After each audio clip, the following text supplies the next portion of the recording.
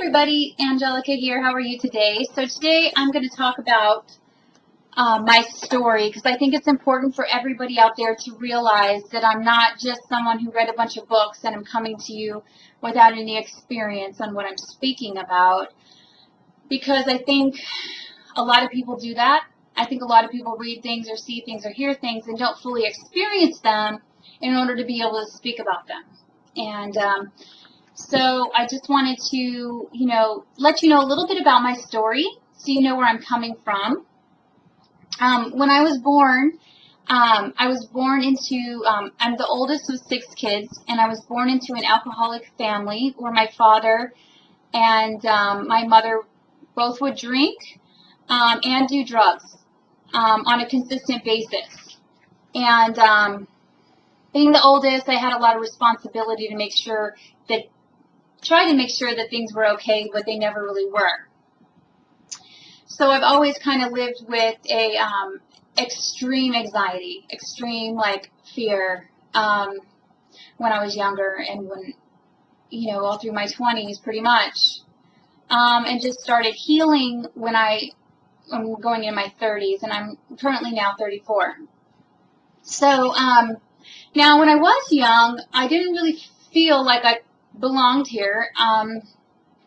I would just look at people and wonder, why were people so unhappy? What was it that was making them so unhappy? And I would try to figure out how I could fix that, because I didn't want people to be unhappy.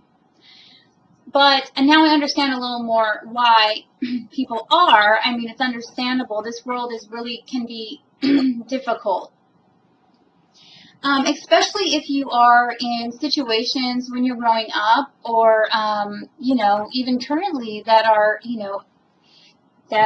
abusive, or you're around people that have been abusive towards you in relationships. This can create a lot of issues around your heart chakra, around giving and receiving love.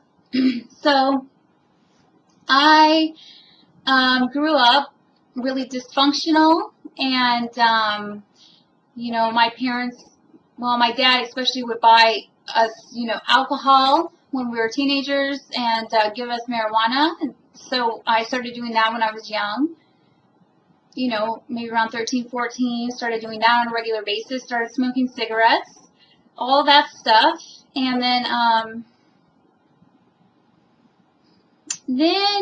around 17, I met someone and, left the house and left everything and went off with this person who I thought was the most wonderful guy in the whole world. And he ended up being very abusive and a drug addict as well. So, anyway, I went through, a couple of relationships that weren't too good because of my upbringing and my background of it being, in this environment of alcoholism and drug addiction. So, this is a hard subject for me to talk about, and I don't really like to talk about it because I've come so far since then. But you know what? I still struggle sometimes. I struggle with, being upset about my family. I have a Cancer rising, and so I'm really into making my family better and wanting a home environment. And when, and I'm emotional about that. So I try to do the best that I can for my kids. Anyway, the point of this video is that no matter where you're coming from, no matter what your background is, you have to try to transform it. You have to try to break free from it, and it will be very, very difficult. And you have to try to do something different. No matter what anybody tells you, no matter how discouraged you get, you have to just fight and keep going, So in my case, I have generations and generations of people in my family that are alcoholics. And so for me not to be an alcoholic is a huge thing. And I haven't had a drink of alcohol for years, for about 6 or 7 years, I think. And that's just amazing coming from my particular family, because most of my sisters and most of my siblings drink alcohol on a daily basis, and it's really sad. You know, and I think the biggest thing that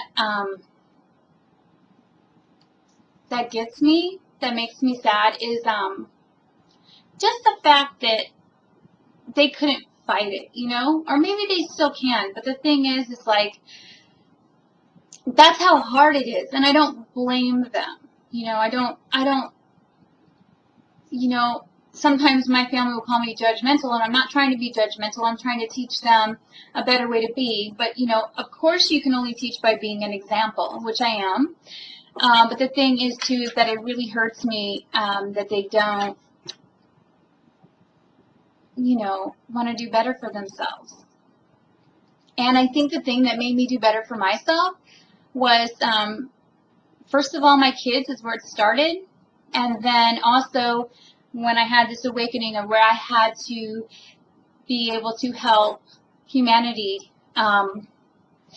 with my story, with the things that I teach, and by being an example. And, you know, some days are easier than others, you know, and sometimes I get really emotional from my past.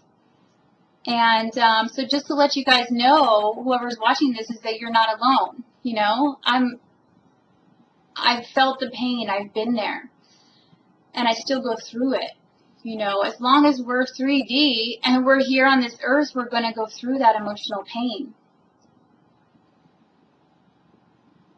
So I just wanted you guys to know that I come from that kind of background, and for many years I blamed myself, and I felt very ashamed from coming from a family like that.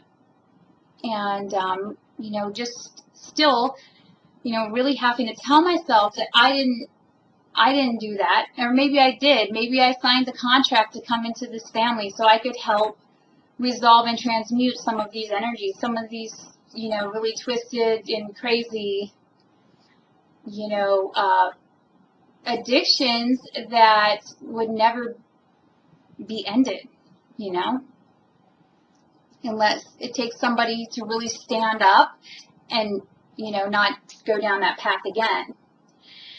Anyway, so, I mean, it started about, you know, my early 20s when I really started, you know, looking into getting into more healing modalities. And step by step, you know, it was really hard. It was really hard to break free from that kind of life and knowing only those kinds of things and really wanting to be something different and to inspire and help other people.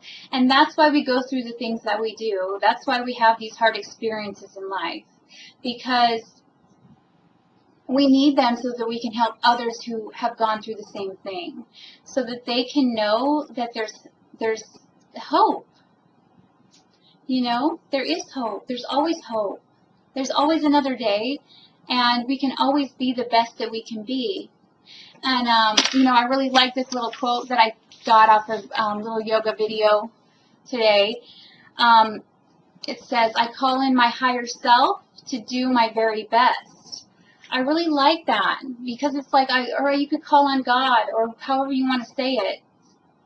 I think to keep it neutral, I call on my higher self, the highest aspect of who I am, the highest, you know, that I can possibly be in this human body, to do the very best that I can do today. So I call on that to be the very best that I can be. And so when we, you know, practice that and remind ourselves that on a daily basis, then we keep pushing ourselves in the correct direction. And it doesn't happen overnight. Like, I'm 34 now, so when I started, I've been, you know, trying to break free from that kind of lifestyle for like almost 15 years now. And, you know, for about 10 years I've been going through the spiritual awakening that has happened. But I will say this, I think that if you, you know, are going to go through a spiritual awakening, I think it is kind of predestined. I think that you know, when you were younger, you either felt like the world, something was up with the world and you just didn't know what it was and you wanted to like help or something, or you couldn't understand like how these people could live like this. Like, you know, that's kind of how I felt. Like, where's the happiness? Like, what's going on? We should always be so happy. And so, you know, or you feel like you just don't belong here, like you're not from here, and you know, you just have all these feelings, and then like later on, it'll spark on this, you know, awakening where you'll just be switched on, and then from there onwards, you know, you start to really do the hard work to kind of transform and flip the genetic patternings that you've been given by the family that you've been born into. So, you know, maybe I chose this family. Maybe I chose this family so that I could help them and help my kids become better people. You know, you never really know for sure, but I have a strong feeling that, you know, I walk a lot to think. I think, and when I run and I walk, I'm always thinking. And it's come into my awareness many times that I not only transmute my energies in order to make them more pure, you know, from my own past, but also I transmute my family's energies, and I also help transmute the collective energies. Now, I don't know how I know that. That's what's true for me. So sometimes if I'm getting super like emotional or feeling the heaviness of the world, it's because I can feel everything that's going on the planet at all times, which can be very difficult to manage. And if you don't have a strong like I